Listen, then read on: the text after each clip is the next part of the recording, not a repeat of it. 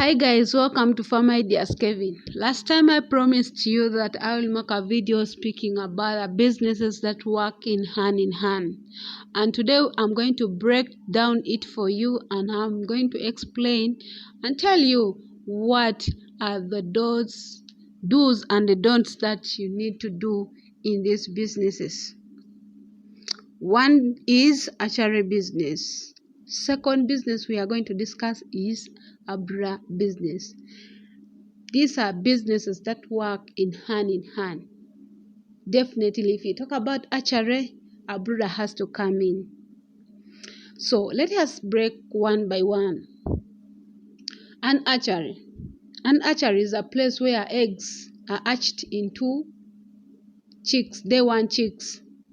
So a person who is planning to go into archery business, you need to make sure that you are financially stable, you have enough money or capital to run it, because it involves a lot depending on the capacity you want to start. But if you are looking at it as a business, as an asset, definitely you need to invest a lot of money in it, because it needs a lot of things that are necessary and a must. Sometimes you don't have not to have them, because they are necessary in it.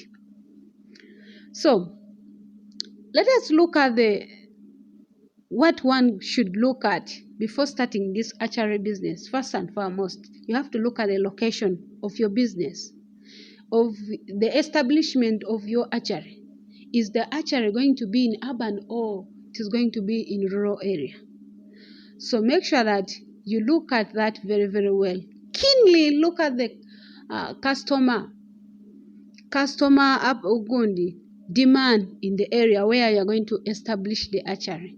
Though in nowadays people do online businesses, it is very easy. Technology has simplified everything, that somebody can be very, very far in Kenya, Uganda, Tanzania, Burundi, or even in European countries, but definitely can still do business.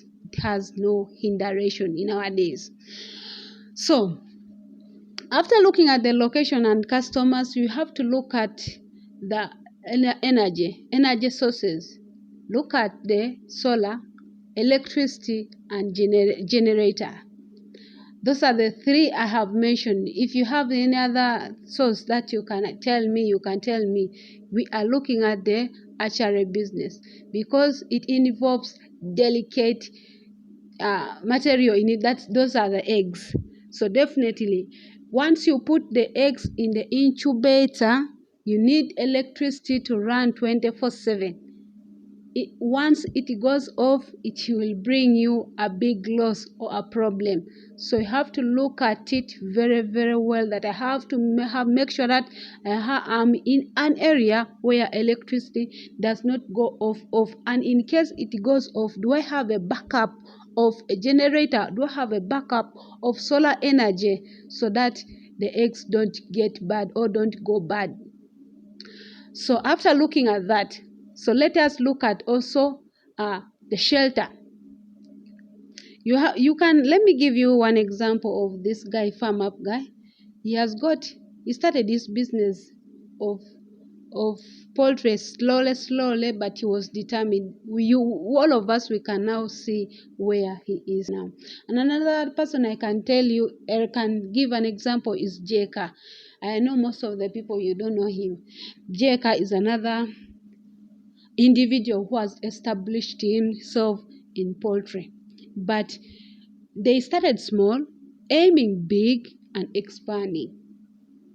So when you are going into archery, make sure that you look at the shelter, the brooders, establishment of the brooders. In case you have hatched the day one chicks, definitely you will have a place to transfer these chicks out of your archery to the breeding area.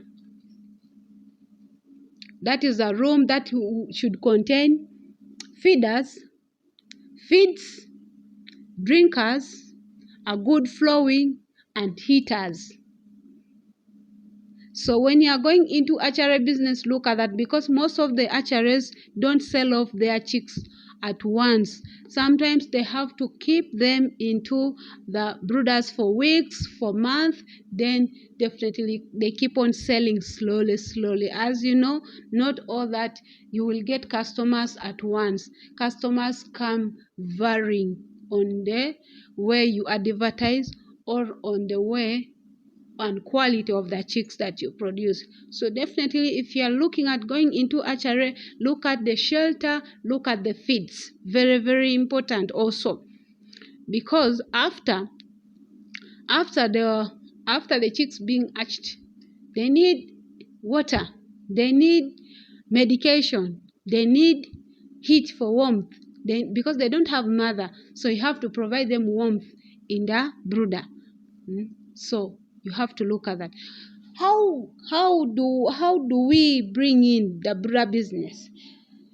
Okay, breaking in on the brooder business involves farmers who are aiming at making money at any stage of the chicks, any stage of the chicks. Come day one, come 2 days, they can sell them off. 2 weeks, they can sell them off, and for 1 month, 2 months, and so on and so forth, going in front. So a farmer can decide to say that I want to have a brooder, but my brooder, I will decide to sell this brooder off once I get a ready market for them. Once I get a ready market for these chicks. So there are those farmers who have identified a brooder as a business, and they have established various businesses in it. For example, I the person who is speaking to you, I remember, let me give you this story. As a farmer out there, I remember we had some rooms. So we had begun some school. So when we began school, there was time of COVID. Things didn't go well, very well, that the whole world was on lockdown. So when things went berserk that way, we sat down and looked at what can we do during this time of pandemic. We have the rooms, there's nothing like studies anymore.